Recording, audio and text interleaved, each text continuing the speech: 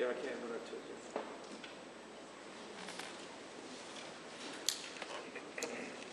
Thank you to all of you. We're just about in a way we're just getting started. I'm very hesitant to predict a calm evening, a boring evening, or anything, because every notion of every element of this year has turned upside down on its head. Both of these people can be feisty at times, and I expect we may see some pretty strong exchanges. And even though Chris was a shudder just inside of the big stage, it's a different format completely. 9 different segments, 10 minutes each, 2 minutes answers at the front, and it should be an interesting night getting ready to start in just 13 seconds here. Salt Lake City, completely up on Fox News Channel, the Vice Presidential debate, the one and only of the South.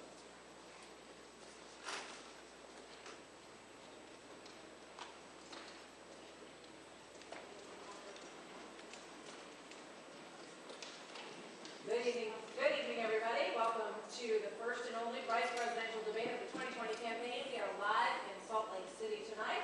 I'm Martha McCallum. And I'm Brett Bay, live inside the debate hall at the University of Utah. The candidates are at their marks backstage. We expect the debate moderator, Susan Page of USA Today, to get things started in just moments.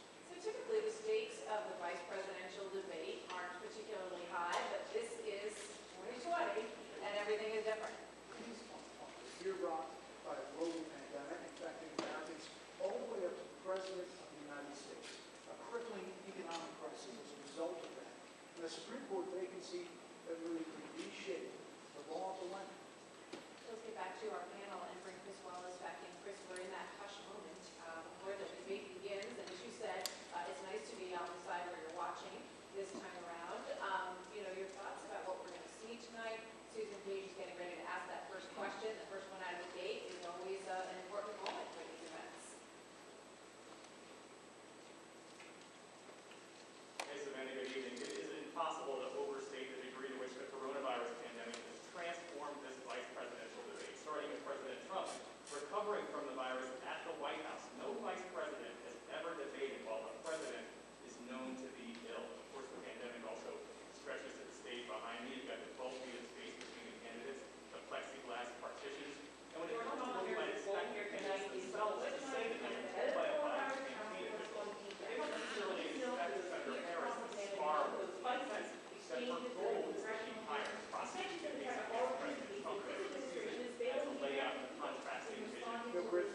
Vice President Trump's goal is to help Trump campaign players work with the Trump campaign, determining ground rules, keywords of policy issues, South sometimes those are the kind of moments we love. Senator Harris, the Vice President, you have two seasoned, skilled debaters, two longtime public servants, and their substitute.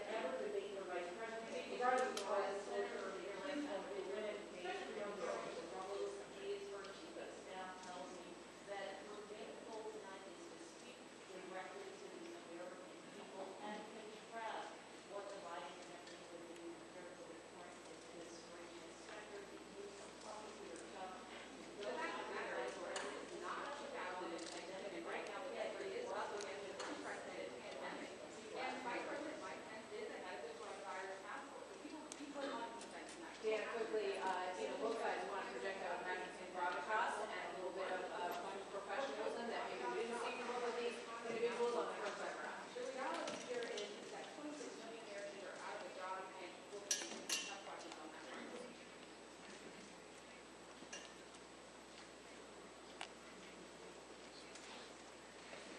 This could make a difference. As we've seen the polls since the first debate, Joe Biden and Kamala Harris have expanded their lead in national polls into some of the battleground states, but we are still 27 days from this election. And a lot can change as we've seen in 2020.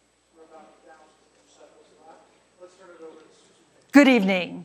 From the University of Utah in Salt Lake City, welcome to the first and only vice presidential debate of 2020, sponsored by the Nonpartisan Commission on Presidential Debates. I'm Susan Page of USA Today. It is my honor to moderate this debate, an important part of our democracy. In Kingsbury Hall tonight, we have a small and socially distant audience, and we've taken extra precautions during this pandemic. Among other things, everyone in the audience is required to wear a face mask, and the candidates will be seated 12 feet apart. The audience is enthusiastic about their candidates, but they've agreed to express that enthusiasm only twice, at the end of the debate and now when I introduce the candidates. Please welcome California Senator Kamala Harris and Vice President Mike Pence.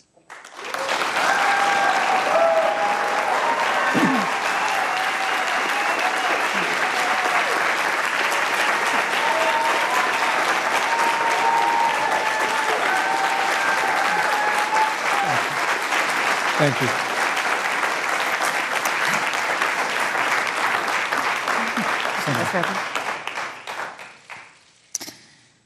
Senator Harris and Vice President Pence, thank you for being here. We're meeting as President Trump and the First Lady continue to undergo treatment in Washington after testing positive for COVID-19. We send our thoughts and prayers to them for their rapid and complete recovery and for the recovery of everyone afflicted by the coronavirus. The two campaigns and the Commission on Presidential Debates have agreed to the ground rules for tonight. I'm here to enforce them on behalf of the millions of Americans who are watching. One note, no one in either campaign or at the Commission or anywhere else has been told in advance what topics I'll raise or what questions I'll ask. This 90-minute debate will be divided into 9 segments of about 10 minutes each. I'll begin a segment by posing a question to each of you, sometimes the same question, sometimes a different question on the same topic. You will then have 2 minutes to answer without interruption by me or the other candidate. Then we'll take 6 minutes or so to discuss the issue. At that point, although there will always be more to say, we'll move on to the next topic. We want a debate that is lively, but Americans also deserve a discussion that is civil. These are tumultuous times, but we can and will have a respectful exchange about the big issues facing our nation. Let's begin with the ongoing pandemic that has cost our country so much. Senator Harris, the coronavirus is not under control. Over the past week, Johns Hopkins reports that 39 states have had more COVID cases over the past 7 days than in the week before. 9 states have set new records. Even if a vaccine is released soon, the next administration will face hard choices.